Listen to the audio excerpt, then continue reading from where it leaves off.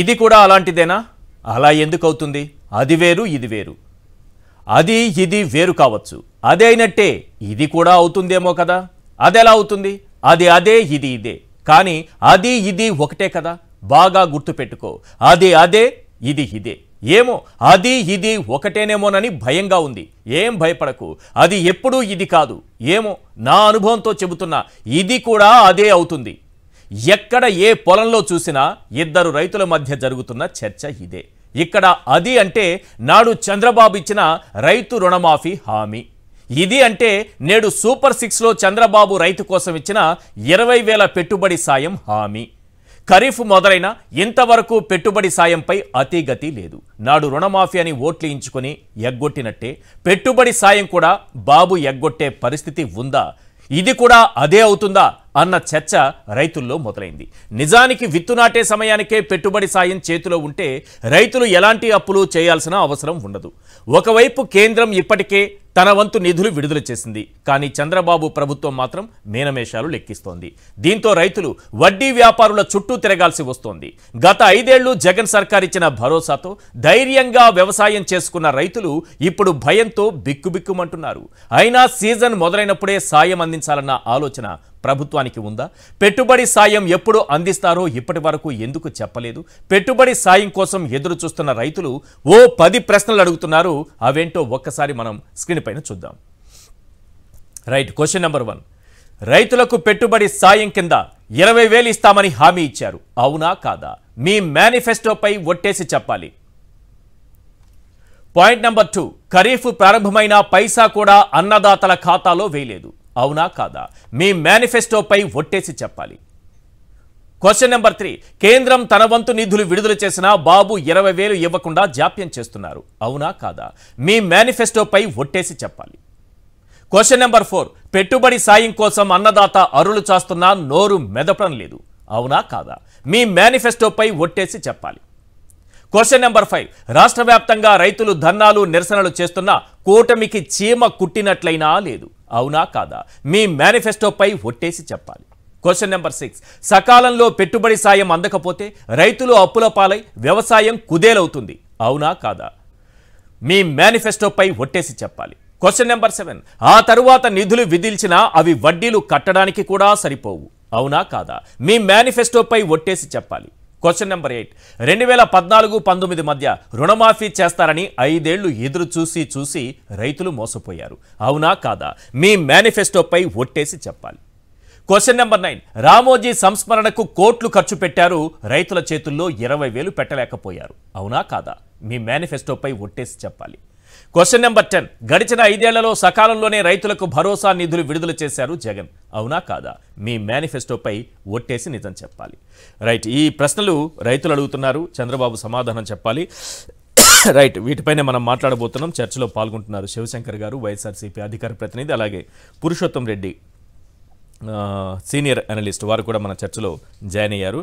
Right, ఒక చిన్న break తీసుకుందాం. బ్రేక్ తర్వాత ఈ అంశంతో పాటు అసలు ఈరోజు శుక్రవారం, సోమవారం కాదు, అయినా పోలవరం గురించి మాట్లాడుకోవాలి. ఎందుకంటే మన చంద్రబాబు నాయుడు గారు నేను మారిన మనిషిని అంటే ఏదో అన్ని నిజాలు చెప్తారనుకున్నా, కానీ శ్వేతపత్రం అని ఒకటి పట్టుకొచ్చారు. పచ్చి అబద్ధాలతో నిండిపోయినటువంటి శ్వేతపత్రం ఒకటి పట్టుకొచ్చారు. మీకు సింపుల్గా చంద్రబాబు నాయుడు గారు పోలవరం కట్టిన తీరు గురించి చెప్పాలంటే వెరీ సింపుల్, ఒకే ఒక పాయింట్తో చెప్తాను. పిల్లర్లు వేయకుండా ఎవడైనా స్లాబ్ వేసేటటువంటి మేస్త్రి ఉంటారా?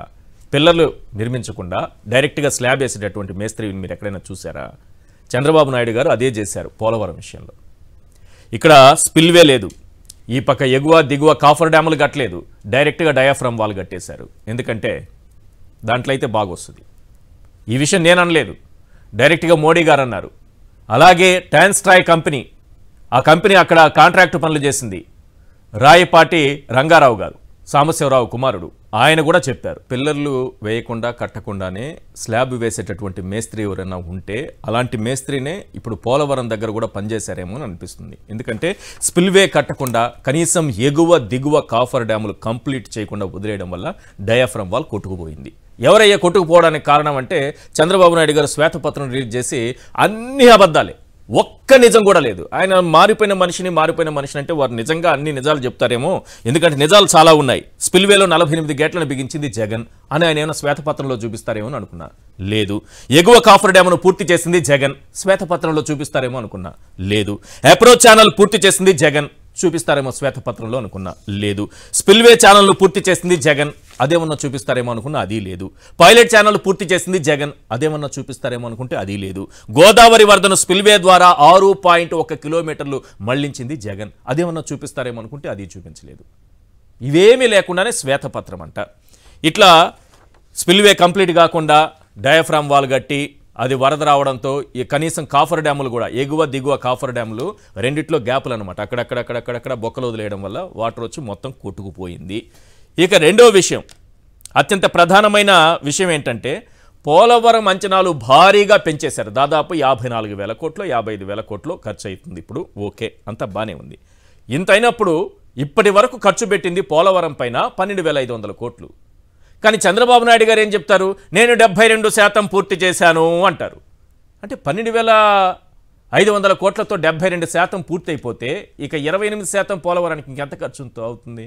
55,000 కోట్లు ఎందుకు అవసరం అవుతుంది? ఏమో వారు చెప్పే లెక్క అయితే మనలాంటి సామాన్యులకు అర్థం కాదు.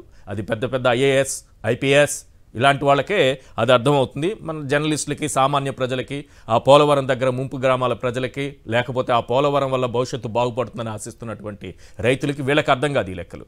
అది ఒక చంద్రబాబు నాయుడు గారికి మాత్రమే అర్థమవుతుంది. రైట్, దీని గురించి మాట్లాడదాం. శివశంకర్ గారు, ఏంటి ఎలా ఉంది శ్వేతపత్రం? బాగా వైట్గా కనిపిస్తోందా? ఎలా ఉంది? కలర్ బాగుందా? నమస్తే అండి. వైట్ పేపర్ బాగా, అంటే మామూలుగా అయితే వైట్ పేపర్ అనేది తెల్లగా ఉంటుంది అనుకుంటారు కదా, దాంట్లో అంతా కూడాను ఆ నల్ల అక్షరాలే. అంటే కనుక మనకు శ్వేతపత్రం లాగా అది లేదు, అన్ని అబద్ధాలు కలిపేసేసి ఒక మసి పూసి మారేడుకాయ చేసి జనాల ముందు వదిలినట్లు ఉంది.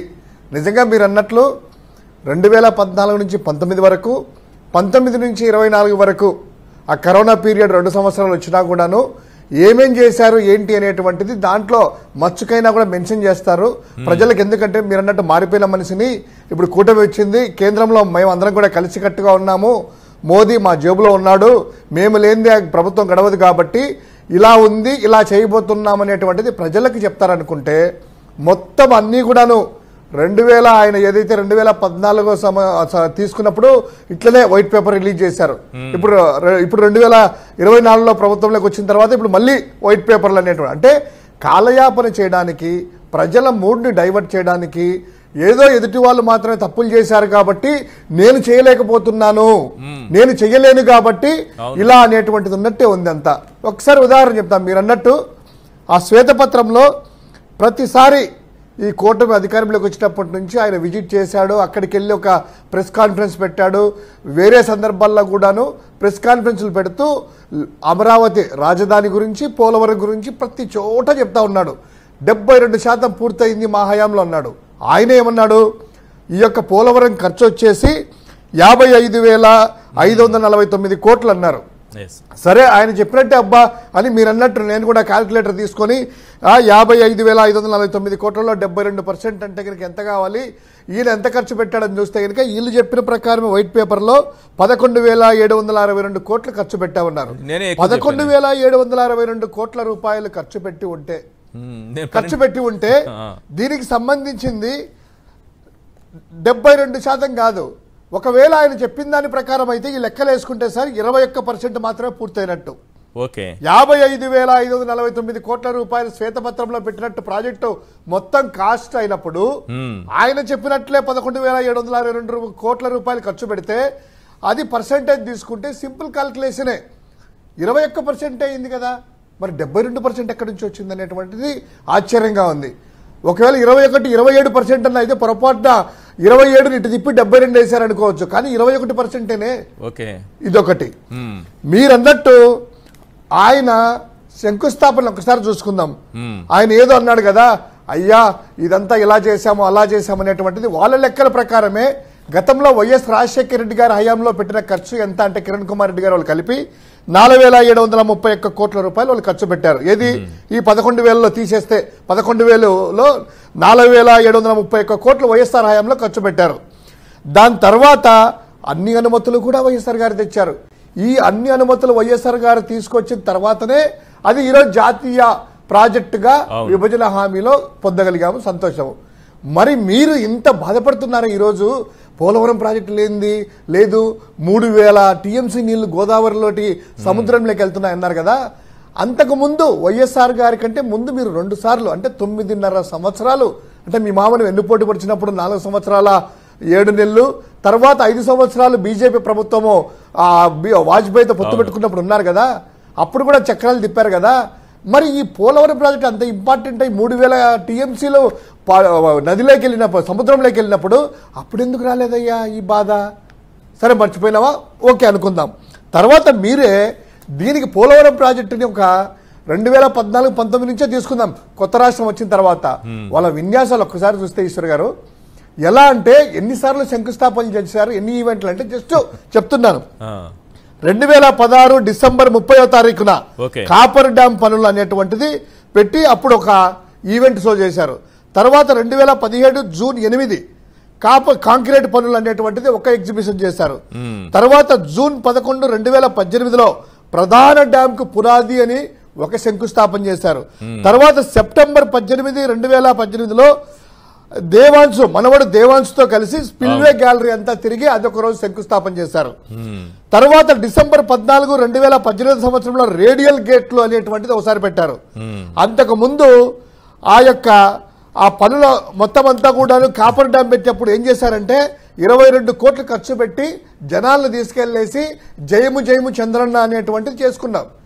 తర్వాత మళ్ళా 100 కోట్ల రూపాయలు పెట్టి అదే ప్రభుత్వ ఖజానా నుంచి 100 కోట్లు తీసుకెళ్లేసి జనాల్ని బస్సుల్లో తీసుకెళ్లి అన్ని రాష్ట్రాల నుంచి జయము జయము చంద్రన్న చెప్పించుకుంటేవి. అంటే నీ ఉద్దేశం ప్రకారము ఇన్ని ఈవెంట్లు పెట్టి ఇంత చేసినప్పుడు ఆ డాము పూర్తి ఉండాలి కదా, పోలవరం అనేటువంటిది పూర్తి ఉండాలి కదా, కాలేదు. ఒక గేటు పెట్టి చంద్రబాబు ఈవెంట్ చేశాడు, మీరు 48 గేట్లు పెట్టి 48 ఈవెంట్లు చేస్తే కదా ప్రజలకు తెలుస్తుంది. మీరు కూడా చేయాలి ఈవెంట్లు చేస్తే గానీ ప్రజలు నమ్మేటట్లేరే. ఇది అదే ఈ యొక్క ప్రజలు కొద్దిగా ఎమోషనల్ సెంటిమెంటల్ ప్రజలు కాబట్టి ఆంధ్రప్రదేశ్ ప్రజలు ఆ ఎమోషనల్ సెంటిమెంట్లను తీసుకొని బ్లాక్ మెయిల్ చేసేస్తూ ఏదో వాళ్లకు మసి చేసి మారడికే విధంగా ఈరోజు శ్వేతపత్రం లాగే ఆ రోజు అలా చేస్తే అది రాష్ట్ర ప్రయోజనాలకు ఒక మంచిది కాదనేటువంటి ఉద్దేశంతో జగన్మోహన్ రెడ్డి గారు ఆ ఈవెంట్లు ఎప్పుడూ చేయలేదు కాబట్టే ఈ రోజు మేము వెనకబడి ఉన్నామా మీరు అన్నట్టు. లేకపోతే వాళ్ళలాగా అయితే కనుక మొత్తం అంతా కూడా 48 గేట్లు ఎవరయ్యా పెట్టింది? జగన్మోహన్ రెడ్డి గారు. ఎగువ కాపర్ డ్యామ్ ఎవరైనా పూర్తి చేసింది? జగన్మోహన్ రెడ్డి గారు. స్పిల్వే అదేవిధంగా పైలట్ ఛానల్ ఇవన్నీ కూడా పూర్తి చేశారు కదా. ఈ యొక్క పదాలని ఎందుకు మీరు ఆ యొక్క శ్వేతపత్రంలో మీరు పెట్టలేదు? నిజంగా మీరేం పార్టీకి సంబంధించింది కాదు కదా. ప్రభుత్వ పరంగా మీరు ముఖ్యమంత్రి హోదాలో ఆంధ్రప్రదేశ్ రాష్ట్ర ప్రభుత్వం ఎంబలం వేసుకొని చిహ్నం వేసుకొని ఆ రిలీజ్ చేసినప్పుడు ఎందుకు మరి 2014-19 నుంచి ఏమీ జరగలేదా?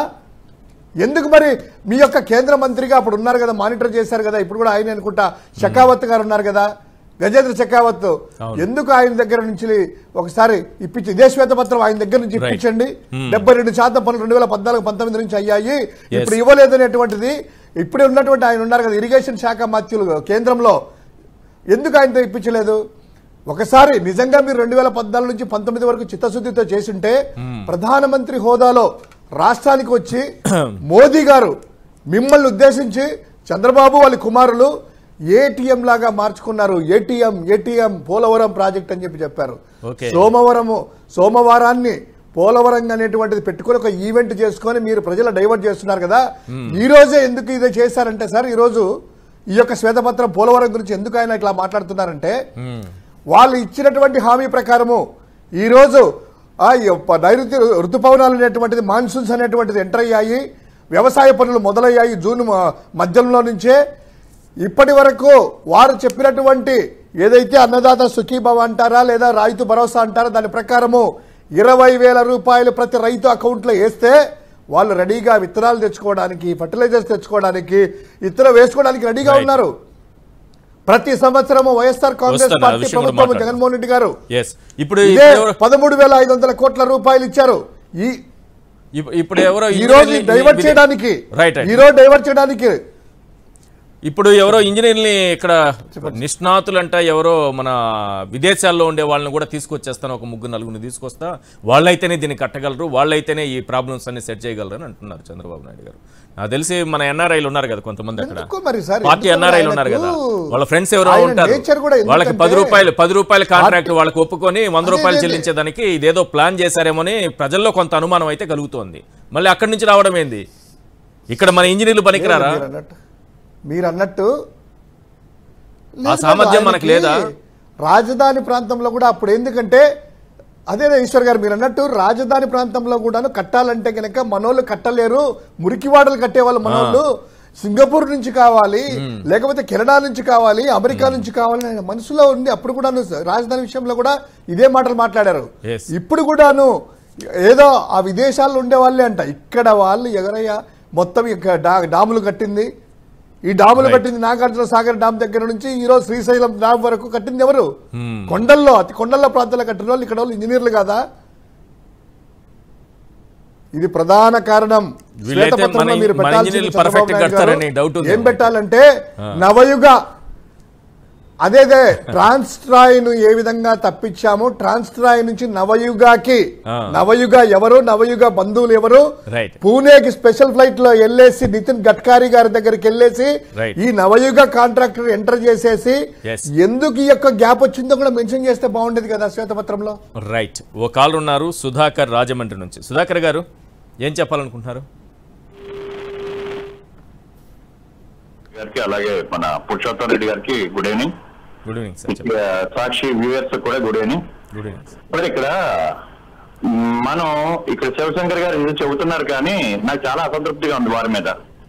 ఎందుకంటే 10 పైసలు పనిచేసి 100 రూపాయలు ప్రాపగాండా చేసుకున్న చంద్రబాబుకి 100 రూపాయలు పనిచేసి 10 రూపాయలు కూడా ప్రచారం చేసుకున్నటువంటి వైసీపీ పార్టీ వాళ్ళకి చాలా చాలా డిఫరెన్స్ ఉంది. అవును. ఏమంటే ఆ విషయంలో రెండు ఈ లీగల్ సెల్ సరైన లీగల్ సెల్ ని ఏర్పాటు చేసుకోవాలనే విషయంలో కూడా వైసీపీ లీడర్స్ మీద నాకు చాలా అసంతృప్తిగా ఉంది. యాజ్ ఏ వ్యూయర్ కానండి, లేకపోతే యాజ్ ఏ ఫాలోవర్ కానండి. ఇక మూడో విషయం, మొన్న జలవనరుల శాఖ మంత్రి గారు అంటాడు 14 నుంచి 19 వరకు 74% పూర్తయిపోయింది, అక్కడి నుంచి ఇప్పటి వరకు ఏమి జరగలేదు, అంటే 19 to 24 ఏమి జరగలేదు, ఇక ఇది కూడా పూర్తి అవడానికి 5 సంవత్సరాలు సరిపోదంటున్నాడు. అంటే 26% చేయడానికి 5 సంవత్సరాలు సరిపోదు. అంటే 14 నుంచి 19 వరకు 74% పూర్తి అయినప్పుడు 24 to 29 అంటే ఈ 5 సంవత్సరాల్లో 26% పూర్తి కాదా? కరెక్ట్ సార్, చాలా మంచి అబ్జర్వేషన్. ఇటువంటి విషయాలు కీ పాయింట్స్ వీళ్ళు వదిలేస్తున్నారండి. శివశంకర్ గారి మీద నాకు ఉన్న అసంతృప్తి అది. అంటే శివశంకర్ గారు అంటే not only he all over party 48 గేట్లు పెట్టి 48 ఈవెంట్లు చేస్తుంటే గొప్పగా ఉండేది అంటారు, అంతే కదా? చంద్రబాబు నాయుడు గారు ఒక గేటు పెట్టి ఒక ఈవెంట్ చేశారు. అదే మాట్లాడబోతున్నాను. 48 గేట్లు పెట్టి 148 ఈవెంట్లు పెట్టొచ్చండి అక్కడ. అవును, అది చేయలేదండి. ఇక మూడో విషయం ఏంటంటే 2 ఏళ్ల వయసున్న లోకేష్ గారు అబ్బాయి, అతని పేరేంటి, దేవాంశు 4+4 గన్మెన్లను ఇచ్చి ఆయన్ని తీసుకుని ఈ ఈవెంట్ 100 కోట్లు ఆర్టీసీకి ఎంతో బాకాయ పడ్డాడండి ఈయన చంద్రబాబు నాయుడు గారు. అవును, ఆ విషయాన్ని కూడా వీళ్ళు పెద్దగా ఏమీ ప్రాబ్లం చేయలేదండి. 5 సంవత్సరాల్లో కూడా వాళ్ళు చేసిన తప్పుల్ని వీళ్ళు సరి చేసుకుంటూ వచ్చారు తప్పిస్తే వాళ్ళు చేసిన తప్పులు ఇవి అని చెప్పి ఈ విధంగా ఇప్పుడు నిన్నగాక మొన్న ఈ జలవనరుల శాఖ మంత్రి ఆయన మా ప్రాపర్ వచ్చి పాలకొల్లు అండి, ఆ పాలకొల్లు కాన్స్టిట్యున్సీకి ప్రెసెంట్ ఎమ్మెల్యే ఆయన. మేము 89, 94 ఆ టైంలో మేము పార్టీలో ఉన్న వాళ్ళం మేమండి. 84 to 89, 94 వరకు. తర్వాత ఏదో కారణాల వల్ల మేము మైగ్రేట్ అయ్యాము ఇక్కడికి రాజమండ్రికి. అది ఏంటంటే అక్కడ ఆయన చెప్తున్న మాటల్లోనే ఎంత దొల్లతనం ఉందో మనకు తెలుసు. రైతులు నీళ్లు అడిగితే, రైతులు ఎరువులు అడిగితే వాళ్ళని కాల్దర్లో తణుకు దగ్గర కాల్దరండి, కాల్దర్లో కాల్పించాడు, పెక్కలు కాల్చినట్టు, బషీర్బాద్ లో కాల్పులు. అవును, బషీర్బాగ్ కాల్పులు. వీళ్ళెవరు అంగన్వాడీలని గుర్రాలతో దొక్కించాడండి. Correct. ఇటువంటి అన్యాయమైనటువంటి దుర్మార్గాల్ని నేను మార్నింగ్ లక్ష్మీపార్వతి గారు మాట్లాడుతుంటే చాలా బాధ అనిపించింది. ఆవిడ్ని కూడా సరిగా మాట్లాడడానికి. Correct sir. Thank you sir call చేసినందుకు సుధాకర్ గారు. తుకారాం చిత్తూరు నుంచి. తుకారాం గారు ఏం చెప్పాలనుకుంటున్నారు? నమస్కారం ఈశ్వర్ గారు, మీకు ప్యానెల్లో ఉన్న పెద్దలందరికీ నమస్తే.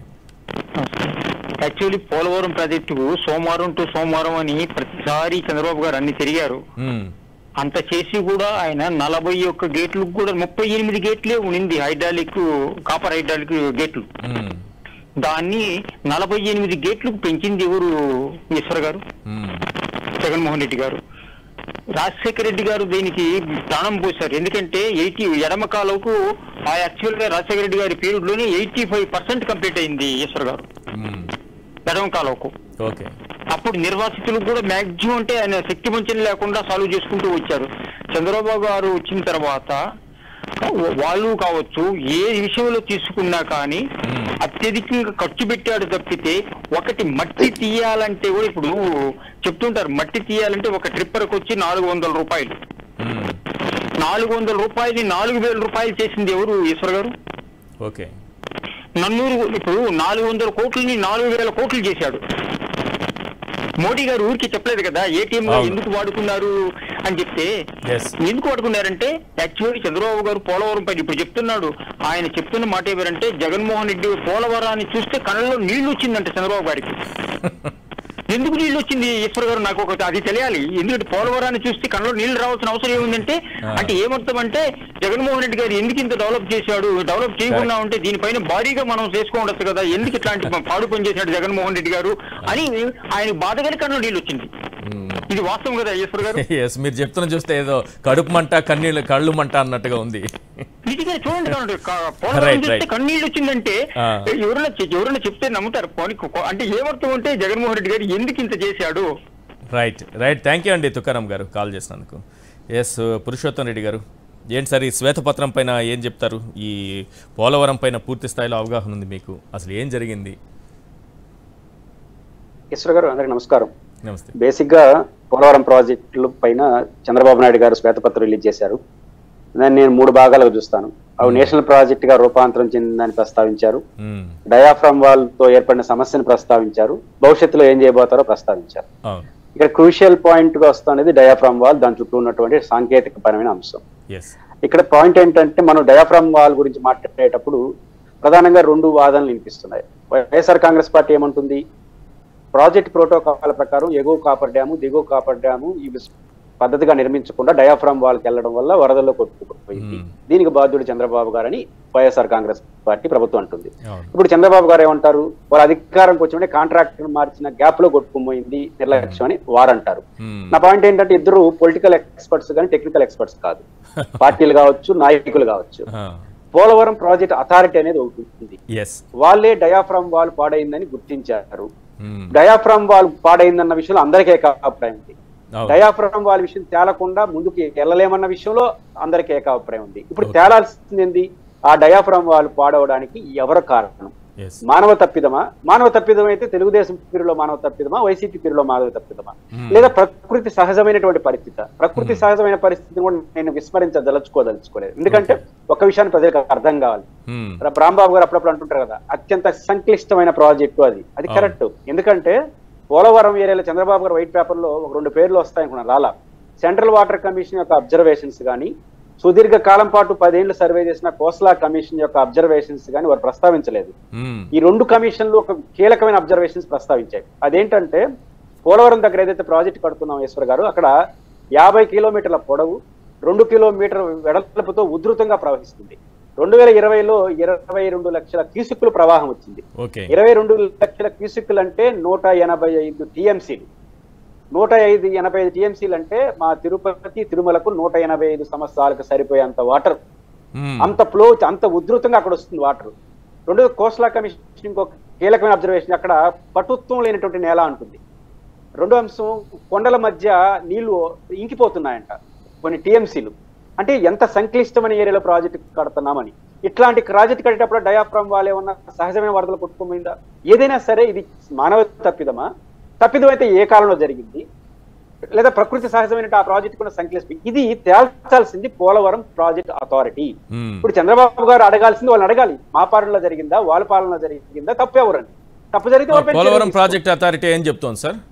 వాళ్ళైతే డయాఫ్రామ్ వాళ్ళు దెబ్బతింది అని చెప్తున్నారు. దాన్ని రెండు రకాలుగా, ఒకటి పూర్తి స్థాయిలో మళ్ళీ నిర్మించడమా, లేదా ఇంకేదో పద్ధతి, ఒక కొత్త పద్ధతి ఏదో కవర్ చేయడమా? దీనిపైన ఇంతవరకు భారతదేశంలో సరైన సాంకేతికమైనటువంటి నాలెడ్జ్ లేదు. ఎందుకంటే ఇట్లాంటి ప్రాజెక్టులు మనం కట్టలేదు. Srisailam project rockfill dam, Nagarjuna Sagar rockfill dam లాగా ఉంటాయి కాబట్టి అది వేరు.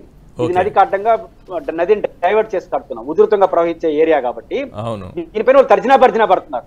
వాళ్ళు తేల్చనివ్వండి, ఎవరు తప్పు వాళ్ళు తేలుస్తారు. లేదా చంద్రబాబు గారికి కానీ ఎవరికైనా స్పీడ్ కావాలంటే వాళ్ళకి లెటర్ రాయండి, ఇది మాకు చాలా అవసరం ఆంధ్రప్రదేశ్ కి, మేము వాళ్ళ కారణం తేల్చాలని. దీన్ని వదిలేసి వీళ్ళకి సర్టిఫికేట్ తీసి కొట్లాడుకుంటే ప్రయోజనం శూన్యం. ఇది ఫస్ట్ పాయింట్.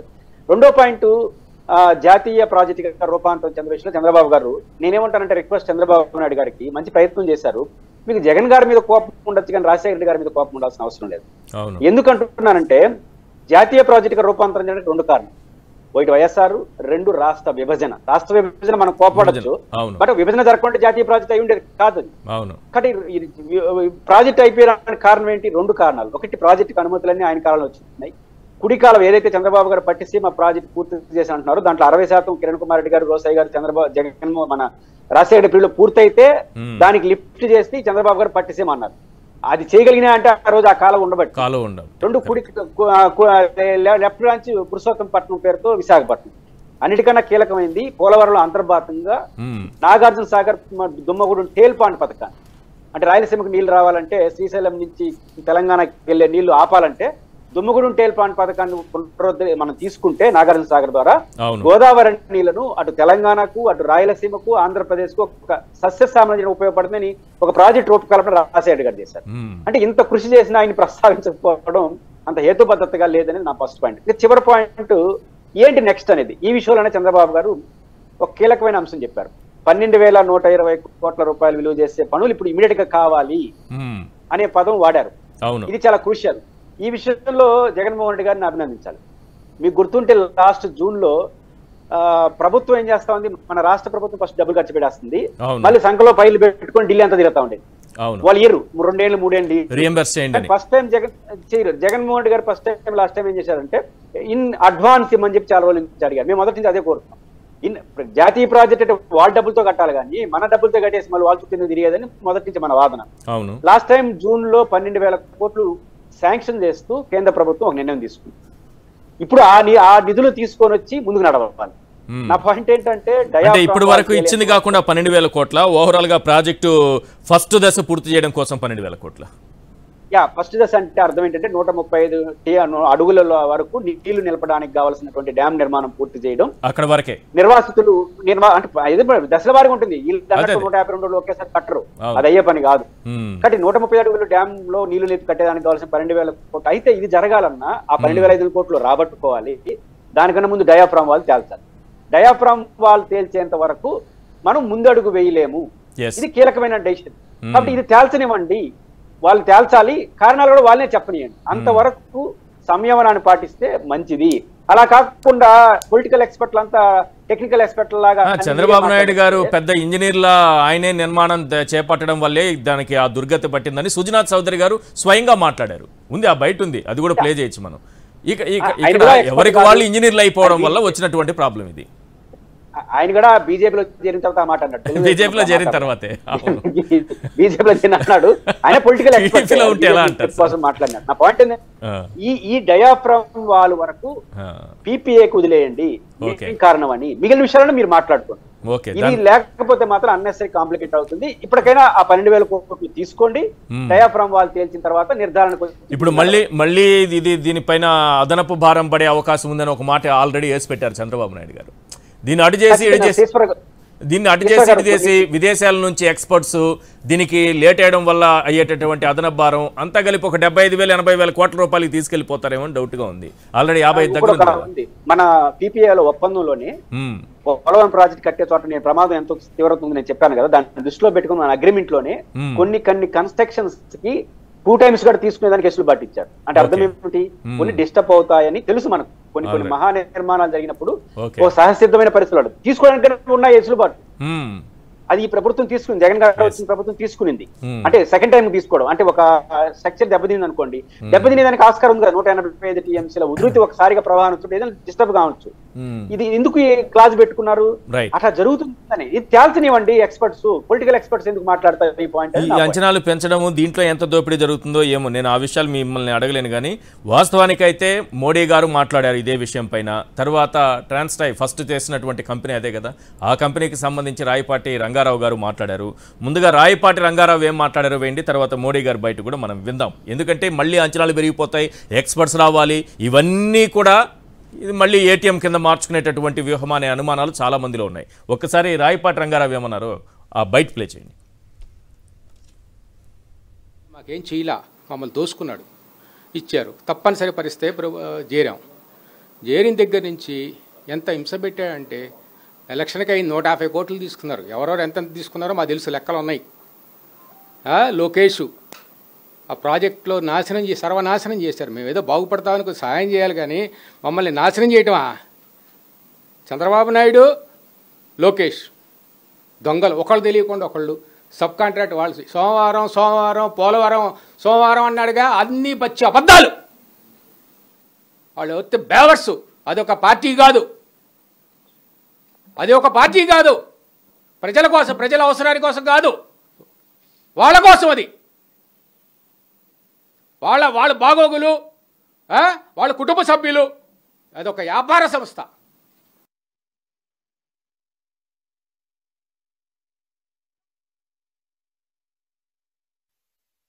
ఆయన మాకేం చేయలా, మమ్మల్ని దోసుకున్నాడు, ఇచ్చారు. తప్పనిసరి పరిస్థితే చేరిన దగ్గర నుంచి ఎంత హింస పెట్టాడంటే ఎలక్షన్కి అయింది 150 కోట్లు తీసుకున్నారు. ఎవరెవరు ఎంత తీసుకున్నారో మాకు తెలుసు, లెక్కలు ఉన్నాయి.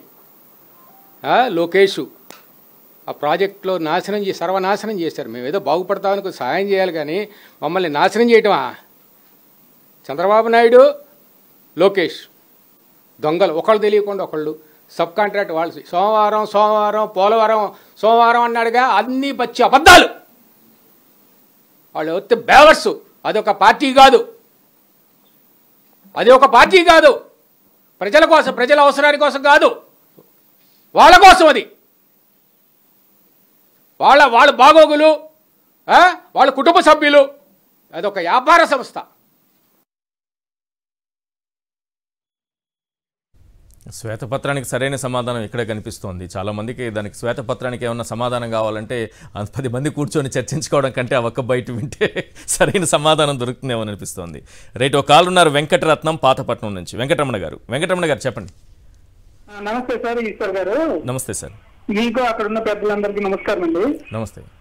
ఇది ఏం లేదు సార్, చంద్రబాబు నాయుడు ఇచ్చిన హామీలు ప్రజలకి అమలు చేయలేక ఏదో ఒకటి జగన్ మీద నెట్టేస్తే, ఈ పోలవరం అదే ఏదో అనుకుని ఏదో ప్రాజెక్టుల మీద నెట్టేస్తే ప్రజల్లో ఏదో అయోమయ స్థితిలోకి వెళ్ళాలని ఆయన చూస్తాడు. అంతేగాని ఈ ఇచ్చిన హామీలన్నీ అబద్ధపు హామీలు. ఆయన ఏ ఒక్క హామీ కూడా ప్రజలకు సక్సెస్ చేయలేడు. మీరు చాలా మంచి అబ్జర్వేషన్ సార్, చాలా మంచి అబ్జర్వేషన్ మీది. ఎందుకంటే దాడులు చేయించడం, అందరినీ కొట్టడం, మనం ఆ విషయాలపైన మాట్లాడుకుంటూ ఉంటాం డైవర్ట్ చేయడానికి. ప్యాలెస్లు కట్టేశారు, అక్కడ ఋషికొండ ప్యాలెస్ అనడము, తర్వాత వైఎస్ఆర్సీపీకి సంబంధించినటువంటి కార్యాలయాలు కూల్చేయడము, ఇవన్నీ కూడా డైవర్ట్ చేయడానికి చంద్రబాబు నాయుడు గారు ఆయన ప్రభుత్వం చేస్తున్నటువంటి ప్లాన్. కరెక్ట్గా చెప్పారు మీరు. ఇప్పుడు ఈ పోలవరాన్ని తీసుకొచ్చారు. ఆయన చేసింది ఇదే సార్. ఇంకొకసారి నేను శివశంకర్ గారిని రిక్వెస్ట్ మీ ద్వారా చేస్తాను సార్. మనం ఎక్కువ, మీరు అధికార ప్రతినిధులు వైసీపీ ఎక్కువ ఈ అబద్ధపు ప్రచారం చంద్రబాబు ఏదైతే చేశాడో ఈ ప్రజల్లో ఈ అబద్ధపు హామీలు ఇవన్నీ మీరు అధికార ప్రతినిధిగా ప్రజల్లో ఎండగట్టాలండి. మీ ద్వారా ఇది ఒక్కటే రిక్వెస్ట్ చేస్తున్నా. రైట్, తప్పకుండా sir. Thank you sir Venkataramana గారు. నాగేంద్ర గారు రాజమండ్రి నుంచి. చెప్పండి సార్ నాగేంద్ర గారు, ఏం చెప్పాలి? నమస్తే సార్, నా పేరు నాగేంద్ర సార్. చెప్పండి. వెంకటరెడ్డి అన్నకి, పురుషోత్తం రెడ్డి గారికి మీకు నమస్తే సార్. సార్ ఇప్పుడు ఏంటంటే ప్రతి సోమవారం పోలవరం సోమవారం అని చెప్పి మన సీఎం చంద్రబాబు నాయుడు గారు పెట్టారు సార్. యాక్చువల్గా ఇప్పుడు ఏంటంటే, ఇప్పుడు ఈ మంత్ మనకి రిటర్న్స్ కానీ లేకపోతే అవ్వాతాతలు కానీ పెన్షన్ కి అమౌంట్ లేదు ఇప్పుడు చంద్రబాబు నాయుడు గారి దగ్గర.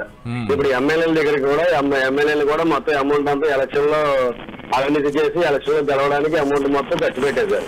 ఇప్పుడు వీళ్ళకి అమౌంట్ కావాలి, ఇప్పుడు పెన్షన్ ఇవ్వాలంటే కంపల్సరీగా పోలవరం ఏటీఎం గా చంద్రబాబు నాయుడు గారు వాడుకోవాలి. ఇప్పుడు ఎందుకని చెప్పి ఆయన ఎప్పుడైతే ఆయన 4 సంతకాలు పెట్టాడో 4 సంతకాలు పెట్టిన నెక్స్ట్ రోజు నుంచి ఆయన పోలవరం సందర్శనకు వచ్చాడు సార్.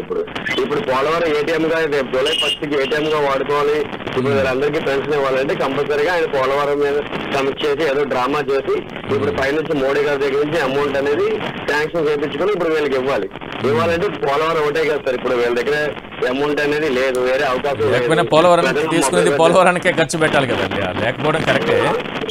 దాన్ని పోలవరానికే ఖర్చు పెట్టాలి. మొన్న 2000 కోట్లు అప్పు తెచ్చారు, మొదటి అప్పు మంగళవారం రోజు తీసుకొచ్చారు. మీకు తెలుసో లేదు, ఎందుకంటే జగన్మోహన్ రెడ్డి గారు ఎప్పుడైనా ఒక 500 కోట్లు తెచ్చిన పేపర్లో పెద్ద అక్షరాలతో వేస్తారు, అందరికీ తెలిసేటట్టు కదా. 2000 కోట్ల రూపాయలు మన మంగళవారం నాడు చంద్రబాబు నాయుడు గారు తీసుకొచ్చారు. అది తెలుసో లేదో రాష్ట్ర ప్రజలకని ఒకసారి చెప్తున్నా. రైట్. ఈ శివశంకర్ గారు, ఇందులో ప్రధానమైన అంశం ఏంటంటే ఒక డైవర్షన్ పాలిటిక్స్ ఏదో చేస్తున్నారు అనేది కామన్గా అందరికీ వస్తున్నటువంటి అనుమానం. ఇందులో భాగంగా ఇప్పటికే రైతులకు పెట్టుబడి సాయం కింద 20,000 రూపాయలు ఇవ్వాల్సినటువంటి అవసరం ఉంది. వాళ్ళకి చెప్పారు 20,000 రూపాయలు పెట్టుబడి సాయం ఇస్తానని. ఈ రోజు వరకు లేదు సార్. సీజన్ మొదలైపోయింది, విత్తనాలు వేసుకుంటున్నారు, కనీసం ఎప్పుడు ఇస్తారన్న సమాచారం కూడా లేదు. ఇదే వైఎస్ఆర్సీపీ గవర్నమెంట్లో మే జూన్ కల్లా వాళ్ళకి పెట్టుబడి సాయం కింద ఎంత ఇవ్వాలో అంతా రిలీజ్ చేసేసారు. ఈ 5 ఏళ్లలో ప్రతిసారి అదే జరుగుతూ వచ్చింది. కానీ ఇప్పటి వరకు రైతుల్ని పట్టించుకునేవారే లేరు. ఒక్క అవ్వాతాతల పెన్షన్ విషయం ఒక్కటి మాత్రం సంతకం పెట్టి అదొకటి ఇస్తామని చెప్తున్నారు. ఏంటి రైతుల పరిస్థితి ఏంటి?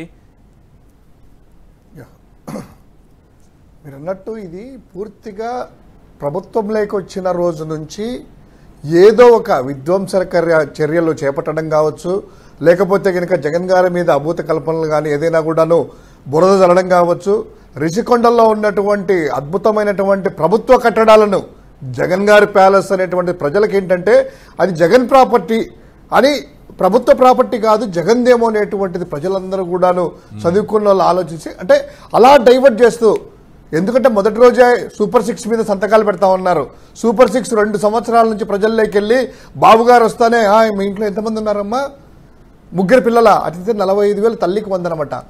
తర్వాత రైతులు కదా మీరు చాలా ఇబ్బంది పడుతున్నారు, 20,000 రూపాయలు బాబు గారు వస్తానే ఇలా వేస్తారు, అలా మీకు స్టార్ట్ అవుతుంది అన్నారు కదా.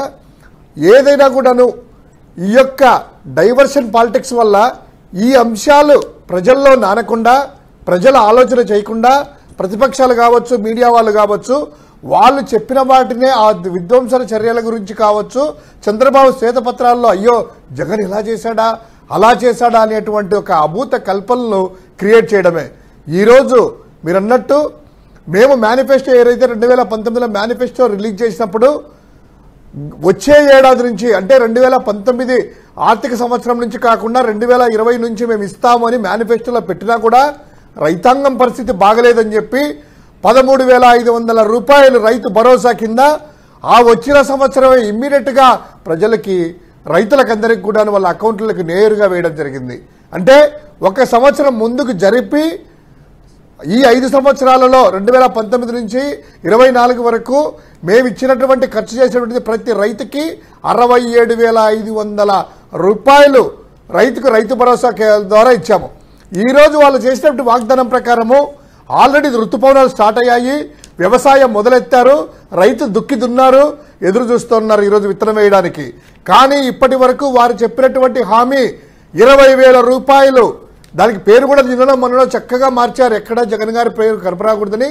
సంతోషమే, ఎందుకంటే ప్రభుత్వాలు మారిన తర్వాత వారి యొక్క వెబ్సైట్స్ అనేటువంటిది అన్నదాత సుఖీభవ పెట్టారు. ఏ సుఖీభవనో ఏమో కానీ రైతులు ఇంతవరకు ఆ 20,000 రూపాయల కోసం ఎదురు చూస్తున్నారు. ఇంకా విత్తనాలు ఇష్టం లేదు, రైతు భరోసా కేంద్రాల్లో విత్తనాలు అనేటువంటిది ఇంకా ఏర్పాటు చేయలేదు, ఆ యొక్క ఎరువులు కూడా ఇంకా రైతు భరోసా కేంద్రాల్లో లేవు. ఆ యొక్క వాలంటరీ వ్యవస్థ తీసేసినట్టు రైతు భరోసా కేంద్రాలు కూడా ఉంటాయో లేదో తెలియదు మనకి.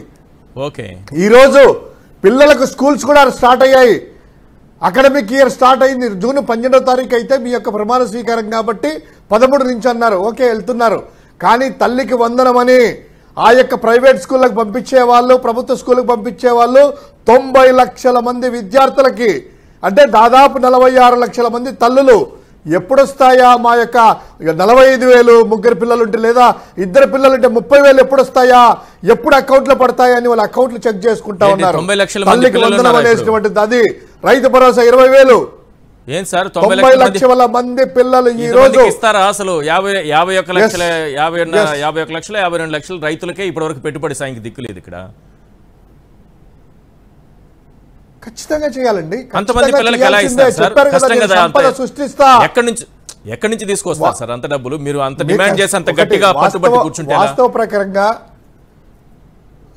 మేము వాస్తవ పరంగా మేము చెప్పిన వాటికి తల్లికి ఇద్దరున్నా ఒకరున్నా తల్లికి ఇంత అని చెప్పి తల్లి అకౌంట్లో 44 లక్షల మందికి వేసాము. వాళ్ళు ఏం చెప్పారు, అమ్మా మీకు ఇద్దరు పిల్లలు జగన్ మోసం చేస్తున్నాడు, 15,000 దానికి కూడా టాయిలెట్ ఫండ్ కింద వెయ్యి పట్టుకుంటున్నారు కదా, మేము అలా కాదు 15,000 లెక్క, మీ ఇంట్లో ముగ్గురుంటే 45,000 రూపాయలు, ఇద్దరుంటే 30,000 రూపాయలు సంవత్సరానికి, 5 ఏళ్ళకి ఎంత అవుతుందంట. అబ్బా మా పిల్లల స్కూళ్ళు అన్ని కూడా అయిపోయాయని వాళ్ళందరూ కూడా ఎదురు చూస్తూ ఉన్నారు. ఎందుకయ్యారండి? వాళ్ళే చెప్పారు రాష్ట్రం అప్పుల పాలవుతుంది, వాళ్ళే చెప్పారు అప్పుల్లో ఉన్నదని, వాళ్ళే చెప్పారు ఇలా పథకాలు ఇస్తామని. ఓట్లు వేయించుకొని ఈ రోజు ప్రజలను మోసం చేస్తే ఎవరు ఊరుకుంటారు? మేము ఊరుకోవచ్చు, మీరు ఊరుకోవచ్చు. ఆ యొక్క పిల్లలకు స్కూల్ పంపించే తల్లిదండ్రులు ఊరుకుంటారా? ఆ యొక్క విత్తి ఆ యొక్క సేద్యం చేసుకొని విత్తనాల కోసం ఎదురు చూస్తే రైతన్న ఊరుకుంటారా? లేకపోతే కనుక ఆర్టీసీ బస్సుల్లో ఇంకా మహిళలు తెలంగాణ వాళ్ళ యొక్క సహచరుడో శిష్యుడో ఆ పక్క వాళ్ళ యొక్క ఇల్లీగల్ గా రిలేషన్ పెట్టుకున్నటువంటి కాంగ్రెస్ ప్రభుత్వం డికే శివకుమార్ వాళ్ళది సిద్ధరామయ్య వాళ్ళు మొదటి రోజు ఆర్టీసీ బస్సుల్లో సంతకం పెట్టారే, ఈ రోజు ఇంకా బస్సుల్లో ప్రయాణం చేయడానికి రైతులు కాచే మా అక్క చెల్లెలు మళ్ళందరూ కూడా ఎదురు చూస్తున్నారు, ఎప్పుడు తిరుగుదామా బస్సుల్లో, ఎప్పుడు తిరుగుదామని. ఏమైనాయి? గ్యాస్ కనెక్షన్లు 3 అన్నారు. పాపం చాలా మంది గ్యాస్ కనెక్షన్ మొత్తం చాంతాడంత లిస్ట్ చదివేస్తున్నారు మీరు. చంద్రబాబు నాయుడు గారు లేదు లేదా వాళ్ళు చెప్పిన ఈశ్వర్ గారు వాళ్ళు చెప్పిన ప్రకారము ప్రభుత్వంలోకి వస్తానే ఇమ్మీడియట్ గా అన్నారు. కానీ ఒక్కటి మాత్రం చేశారండి, ఒక్కటి చేశారు. ఏం చేశారంటే మమ్మల్ని అంటున్నారు కదా అప్పుడు అమ్మకు ఓడంట, అమ్మ ఓడంట, తండ్రికి బుడ్డని. ఈ రోజు ఎలా చేశారంటే తల్లికి వందనమేమో కానీ తండ్రికి ఇంధనం మాత్రం ఇస్తున్నారండి. తండ్రులకు మాత్రం ఇంధనం ఇస్తున్నారు ఫ్రీగా, తక్కువ రేటు పెట్టి ఇంధనం ఇస్తున్నారు. తల్లికి వందనం ఇవ్వలేదు, తండ్రికి ఇంధనం మాత్రం ఇస్తున్నారు. రైట్. ఓ కాల్ ఉన్నారు నాని గుంటూరు నుంచి. నాని గారు ఏం చెప్పాలనుకుంటున్నారు సార్? ఎస్, కాల్ డ్రాప్ అయింది. కృష్ణమూర్తి గారు విశాఖపట్నం నుంచి. కృష్ణమూర్తి గారు సార్ నమస్తే సార్. ఈశ్వర్ గారు నమస్తే సార్. నమస్తే. ఏం లేదు సార్, అబద్ధపు వాగ్దానాలు చేసి పదవిలోకి వచ్చారు సార్. జగన్మోహన్ రెడ్డి గారు ఎట్లయితే ఆయనేమో అబద్ధం ఆడటానికి ఇష్టపడరండి జనరల్ గా. ఏదైనా ఏంటంటే నిజం అనేది కష్టం అవుతుంది తొందరగా రావటం. ఈ రోజుల్లో అబద్ధం ఏమో తొందరగా ప్రజల్లోకి వెళ్ళిపోతుంది సార్. అవును. ఆ మీడియా చేసిన ఇలాంటి పని వలన వాళ్ళకున్న మీడియా ఉన్నట్టు మనకు అంత లేదు. మీరు ఒక విధంగా యాక్సెప్ట్ చేస్తాను సార్ నేను. మనం చేసింది చెప్పుకోలేకపోయామో వాళ్ళు అబద్ధాలేమో ప్రచారం చేయగలిగారు సార్. వీళ్ళు కంటిన్యూ అవ్వటం అన్నది కష్టమే. బట్ ఒకటంటే ల్యాండ్ టైటిలింగ్ ఎంత మంచిదైనా సరే దాన్ని తీసుకొచ్చి లాస్ట్ మూమెంట్ లో అన్పాపులర్ చేశారు సార్. నేను విలేజ్ లోకి వెళ్తే వాళ్ళు ఏమంటారంటే ఏమండి మన ల్యాండ్ అంతా కొట్టేస్తారట కదండి వైసీపీ పార్టీ. నేను అప్పుడు రియలైజ్ అయ్యాను సార్, దీన్ని ప్రజల్లోకి అంత ఎక్కువ వెళ్ళిందని సార్. Very unhappy sir. పాపం అంటే నేను మంచి జరుగుతుంది జగన్మోహన్ రెడ్డి గారు ఏదైతే పునాదులు వేశారో, ఏదైతే స్కూల్స్ అయితే హాస్పిటల్స్ అయితే ఏమి, పోర్ట్లు అయితే ఫిషింగ్ హార్బర్స్ అయితే ఏమి, పోతే రోడ్ కనెక్టివిటీస్ హైవేస్ అయితే ఏమి, ఇవన్నీ ఫలాలు వచ్చే టైంలో లేకపోయాం సార్ మనం. అంతకంటే ఏం లేదు. వాళ్ళు చెప్పే అబద్ధాలు కొన్ని ఒకటి అటు ఇటు మారిస్తే బాగున్నామో అనిపించింది. ఋషికొండలో కట్టినటువంటి భవనాల్ని జగన్ ప్రాపర్టీ అన్నారు, దాన్ని మార్చి పోలవరం జగన్ ప్రాపర్టీ అంటే కరెక్ట్గా ఉంటుంది అనిపించింది నాకు.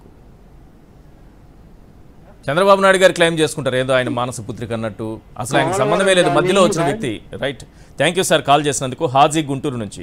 హాజీ గారు చెప్పండి. నమస్కారం అండి. నమస్తే సార్. ఏం చెప్పాలనుకుంటున్నారు ఈ పోలవరం పైన, అలాగే రైతులకు పెట్టుబడి సాయం పైన? సార్ ఇప్పుడు మన చంద్రబాబు నాయుడు గారు అపర మేధావండి.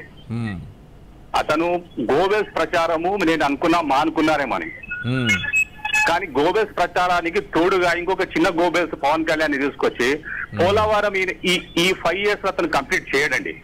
ఓకే. ఓ రోజేమో పోలవరం పెట్టుకుంటాడు, ఇంకో రోజేమో అమరావతి పెట్టుకుంటాడు. ఓకే. ఇట్లా ప్రతిరోజు వాళ్ళకు ఒక సినిమా చూపించడానికి ఈజ్ డిసైడెడ్ అండి. అతనికి ఆంధ్ర రాష్ట్రం మీద ఎలాంటి ఇంట్రెస్ట్ లేదండి. ఇటు చూసిన పోయి నిందలు వైఎస్ఆర్సీపీ కార్యకర్తల మీద, ఆ తర్వాత ఎమ్మెల్యేల మీద, మినిస్టర్ల మీద ఈ 2 years వాళ్ళని ఎలా ఇబ్బంది పెట్టాలి. ఇప్పుడు పోలవరం ప్రాజెక్టు కట్టాలనుకున్నప్పుడు ఇవన్నీ లెక్కలు చూపించాల్సిన అవసరం లేదండి అతనికి. నేను ఈ పని చేస్తున్నాను, ఇక్కడ ఆగింది అని చెప్పాలి కదండి. అది ఏం చెప్పలేదు. ఎక్కడ వెళ్ళి ఆయన ఏంటంటే ఇన్ని వేల కుంభకోణాలు జరిగినాయి, దానికి ఒక కమిటీ వేస్తా, ఆ కమిటీ సింగపూర్కి వెళ్ళి వస్తుంది, మా వాళ్ళు అక్కడ ఒక కమిటీ పోతారు, కానీ అతను దుబారా ఖర్చులు ఎక్కువ చేస్తాడండి. ఇప్పుడు పోలవరం ప్రాజెక్ట్ కి అక్కడ వేరే దేశాలకు వెళ్ళి ప్రయాణాలు చేసి అక్కడ ఉన్న అపర మేధావికి ఈ మేధావి కలిసి అక్కడ విజిట్ చేయడము టైం వేస్ట్, ఆంధ్ర ప్రజల డబ్బులు వేస్ట్ అండి. రైట్ అండి, రైట్. థ్యాంక్ యూ హాజీ గారు కాల్ చేసినందుకు. రైట్. పురుషోత్తం రెడ్డి గారు, ఈ పెట్టుబడి సాయం అందేది ఇప్పటికే వైఎస్ఆర్సీపీ గవర్నమెంట్ ఉంటే మేము ఇప్పటికే బటన్ నొక్కేవాళ్ళం వెళ్ళిపోయేదని చెప్తున్నారు. అదేవిధంగా అమ్మఒడి కూడా కావచ్చు, మిగతా కొన్ని పథకాలు ఉన్నాయి, ఏ టైంకి దానికి ఒక క్యాలెండర్ లాగా పెట్టుకుని అప్పటికప్పుడు ఇచ్చేవాళ్ళు. ఇప్పుడు ఈ ఖరీఫ్ మొదలైన టైంలో కూడా కనీసం హామీ లేదు, దాని ప్రస్తావన లేదు. ఎక్కడ దాని గురించి ఎవరు పట్టించుకోవట్లేదు ఈ ప్రభుత్వంలో. ఇక్కడ ప్రాబ్లం ఏంటంటే గత జగన్మోహన్ రెడ్డి గారి ప్రభుత్వం ఏం చేసింది, ఈ ప్రభుత్వం ఏం చేయాలి, ఈ కీలకమైన అంశం. జగన్మోహన్ రెడ్డి గారి ప్రభుత్వం 12,500 రూపాయలు చొప్పున 4 years లో 50,000 రూపాయలు రైతు పెట్టుబడి సాయం అని. పెట్టుబడి సాయం 13,500 అన్న 13,500 అదే ఫస్ట్ ఇచ్చింది హామీ అంటున్నారు. హామీ 12,500. అవును. 4 సార్లు 50,000 రూపాయలు ఇస్తానని చెప్పాడు. దీని ఉద్దేశం చాలా గొప్పది. ఉద్దేశం ఏంటంటే రైతుకి ఎప్పుడు కూడా నాట్లు వేసేటప్పుడు ఒక అవసరం ఉంటుంది, మధ్యలో మెయింటైన్ చేయడం కోసం అవసరం ఉంటుంది, కోతలప్పుడు ఒక అవసరం ఉంటుంది. ఈ టైంలో కానీ ప్రభుత్వం డబ్బులు ఇచ్చేస్తే ఒకవేళ పంట ఏదైనా డిస్టర్బ్ అయినా కూడా రైతు క్రైసిస్ లోకి వెళ్ళదు. అంటే పెట్టుబడి సాయం అంటే అర్థం అది. కాబట్టి దాని ఉద్దేశంతో మంచి ఉద్దేశం చేశారు. కేంద్ర ప్రభుత్వం కూడా దానికి యాడ్ కావడం వల్ల రాష్ట్ర ప్రభుత్వం జగన్మోహన్ రెడ్డి గారు 7,500 రూపాయలు, కేంద్ర ప్రభుత్వం ఇచ్చిన 6,000తో కలిసి 13. అప్పుడు తెలుగుదేశం ఏమనింది, నువ్వు కేంద్ర ప్రభుత్వం ఇచ్చిన దాన్ని కలిపేసి చెప్పేసినావు, ఇంకా 4,000 రూపాయలు సంవత్సరానికి బాకీ ఉన్నావు అని చెప్పినారు. దట్స్ గుడ్, బాగానే ఉంది, ఆ విమర్శ ఓకే, పాటిద్దాం. కానీ జగన్ గారు చేసిన దాంట్లో ఒక పాజిటివ్ ఏంటంటే కేంద్రం ఎప్పుడు ఇచ్చిందో తాను కూడా అప్పుడే ఇచ్చేయడం వల్ల వాళ్ళు 2,000 వీళ్ళు 4,000 కలుపుకుంటే 6,000 రూపాయలు ఒక్కసారిగా ఒక బల్క్ అమౌంట్ ఆ రైతుకు రావడం వల్ల పెట్టుబడి యొక్క అవసరం తీరిపోయింది. అందువల్ల రైతు క్రైసిస్ లోకి వెళ్లకుండా ఆపింది. ఇప్పుడు మీరు కూడా ఏం చేయాలి, జగన్మోహన్ రెడ్డి గారు లాగా కేంద్రంతో సంబంధం లేకుండా 20,000 ఇవ్వదలుచుకుంటే ఇవ్వండి. ఆ రోజు విమర్శించారు కాబట్టి 20,000 3 దఫాలుగా 6,000 చిల్లర ఇచ్చేయండి. కానీ ఇప్పుడు ఏం చేసి ఉండాలి, ఇప్పుడు 2,000 కేంద్రం ఇచ్చింది కాబట్టి మీరు 6,600 రూపాయలు కలిపేసి 8,600 రూపాయలు ఇచ్చేసి ఉండాలి. అవును, జగన్ గారి లాగా కాబట్టి. కానీ జగన్ గారిని ఆదర్శంగా తీసుకోదలుచుకుంటే కనీసం 4,600 అనే వేస్తున్నారు. జగన్ గారిని ఆదర్శంగా తీసుకుంటే 4,600, వద్దు జగన్ గారి లాగా అనుకుంటే 6,600. ఈ రెండు చేయలేదు కదా, దాన్ని పాటించలేదు, దీన్ని పాటించకపోవడం వల్ల 2 నష్టాలు. వైట్కి రైతుకు అందాల్సిన సమయంలో రైతుకి సాయం అందలేదు, మీకు పొలిటికల్ కూడా నష్టం. ఇప్పుడు 20,000 ఇవ్వని కొడతారు రైతులు. అంతకుముందు కనీసం 2 కలిపితే మాకు వచ్చింది లేదు చాలనుకున్నారు, ఇప్పుడు ఏమనుకుంటారు, నువ్వు 20,000 అంటారు. అవును. ఇప్పుడు తెలుగుదేశానికి ఎట్లా నాకైతే అర్థం కావట్లా, రాజకీయ లాభం కూడా లేదు. ఇవన్నీ ఎందుకు వస్తున్నాయి, సింపుల్ లెక్క ఒకటే. ఆంధ్రప్రదేశ్ ఆదాయం 1,89,000 కోట్ల రూపాయలు, ఖర్చులు 1,89,000 కోట్ల రూపాయలు, ఇంకా 10,000 కోట్లు చేతిలో ఉన్నాయి. మనం 1,60,000 కోట్ల రూపాయలు హామీలు ఇచ్చాం. ఇది అసలు సమస్య. కాబట్టి ఇప్పుడు అప్పుడు చేస్తారు. కాబట్టి ఇది పరిష్కారం కాబట్టి చంద్రబాబు గారికి నేను, శివశంకర్ గారు ఖచ్చితంగా వైసీపీ లీడర్ గా ఒక ప్రశ్న వేస్తాడు. మీరు చెప్పారు, మేము ఎన్నికల్లో కూడా చెప్పాం, మీరు మోసం చేస్తారన్నారు కాబట్టి మేము నిలదీస్తా ఉంటాడు. ఆ రాజకీయ హక్కు నేను గౌరవిస్తాను. బట్ ఒక విశ్లేషకుడికి చంద్రబాబు గారికి నా రిక్వెస్ట్ ఏంటంటే, మీరు నిజాయితీగా ప్రజలకు ఒక వాస్తవాలు చెప్పండి. నా దగ్గర డబ్బు ఇది, ఎన్నికల హామీలు ఏదో ఇచ్చాను, ఒక సంజాయిషి చెప్పి ఇది అమలు చేస్తాను, ఇది వాయిదా వేస్తాను, ఇది రద్దు చేస్తాను, అభివృద్ధి కార్యక్రమాలు చేస్తాను, నిజాయితీకి చెప్తే నమ్ముతారు. అవి ఉండవు సార్. సింపుల్, రాష్ట్ర ప్రజలందరికీ అర్థమయ్యేలా చెప్తాను. సోమవారం పోలవరం అంటారు, మంగళవారం మంగళగిరి అంటారు, అంటే అమరావతి కోసం. ఈ రెండింటితోనే 5 ఏళ్ళు గడిచిపోతాయేమో అని అనుమానం. నష్టం అంటున్నాను, ప్రజలు నమ్మరు మిమ్మల్ని. నా పాయింట్ ఏంటంటే, ప్రజలు మీరు డైవర్ట్ అంటున్నారు కదా, మీరు ఇంతవరకు మీరు చదివిన దాంట్లో ఎక్కడ ఒక విషయం మిస్ అవుతోంది. అన్ని హామీలు చదువుతున్నాడు శివశంకర్ గారు. బీసీ సోదరులు ఏమనుకుంటున్నారు తెలుసా, నాకు 50 ఏళ్ళకే పెన్షన్ వస్తుంది అనుకుంటున్నారు. వైసీపీ మర్చిపోయింది వాళ్ళు మర్చిపోవాలి. వాళ్ళు మర్చిపోలేదు. ఏంటంటే ప్రజలు ఎక్కువ మరవరు, ప్రజలు ఉంటారు కాబట్టి నిజం చెప్పేస్తే అర్థం చేసుకుంటారు. ఈ వైసీపీ మర్చిపోయిందంటే మీరు గుర్తు చేస్తున్నారు బీసీలందరికీ బాగా, చాలా జాగ్రత్త. నాకు చెప్పారండి, ఇప్పుడు ఫోన్ చేసి చెప్పారు శివశంకర్ గారు, నాకు కూడా గుర్తుంది. నాకు ఫోన్ చేసి చెప్పారు. కానీ ప్రజలు మర్చిపోరు అంటున్నారు కాబట్టి అదే చెప్పబోతున్నారు, మర్చిపోరు. ప్రజలకి చేయగలం, ఇది చేయలేమని చెప్పండి, ప్రజలు నమ్ముతారు. ఈ రోజు కాకపోతే రేపైనా ఇట్లాంటి విషయాలు చెప్తే మాత్రం మోసం చేశారు అనుకుంటారు. మోసం చేశారు అనుకుంటారా? ఇదే పోలవరం పట్టుకుని 5 ఏళ్లు సాగదీస్తారా, ఇదే అమరావతిని పట్టుకుని 5 ఏళ్లు సాగదీస్తారా అనేది ప్రజలు అర్థం చేసుకోగలిగితే ఏ రకంగా వారికి అన్యాయం జరుగుతుందనేది ఈజీగా తెలిసిపోతుంది వాళ్ళకి. ఎవరు చెప్పాల్సిన పని లేదు. ఈశ్వర్ గారు, ఒకే 2 సమస్యలు ఉన్నాయి ఇక్కడ. సోమవారం పోలవరం అనేది ఆ రోజు వర్కౌట్, ఎందుకంటే ఏదో ఒక పని జరుగుతా ఉంది. ఇక్కడ డయాఫ్రామ్ వాళ్ళు తెలియని వరకు సోమవారానికి పోయి ఏం చెప్పేదానికి మాటలేమి లేవు. అంతకుముందు పని ఏదో జరుగుతా ఉన్నింది, ఇప్పుడు పని జరగదు అక్కడ డయాఫ్రామ్ వాళ్ళు. ఇంకో అమరావతి కూడా ఏమని చెప్తారు, డబ్బులు లేవంటారు. అది సెల్ఫ్ సఫిషియెంట్. పనులు జరుగుతున్నప్పుడే జయము జయము చంద్రన్న అని పాట పెట్టారు కదా, చాలా మంది ఆ పాట వింటూ పాటను కామెంట్ చేస్తున్నారు. నేను అది వినట్లేదు, అందులో లిరిక్స్ వింటా నేను. అందులో పోలవరం కట్టినావు చంద్రన్న అంట. ఎప్పుడు కట్టారు? ఇంకా కట్టుకుంటూనే ఉన్నాం కదా. అమరావతి కట్టినావు చంద్రన్న అంట. అమరావతి ఎప్పుడు కట్టారు? ఇంకా కడతానంటున్నారు కదా ఆయన. ఇట్లా ఉంటుంది సార్ వాళ్ళది. అదే అలాగే సాగుతూ ఉంటుంది, మనం వింటూ ఉండాలి ఆ పాటలు. Thank you sir Purushottam Reddy గారు, అలాగే శివశంకర్ గారు. ఇది వాళ్ళ చర్చా కార్యక్రమం చూస్తూనే ఉండండి సాక్షి టీవీ.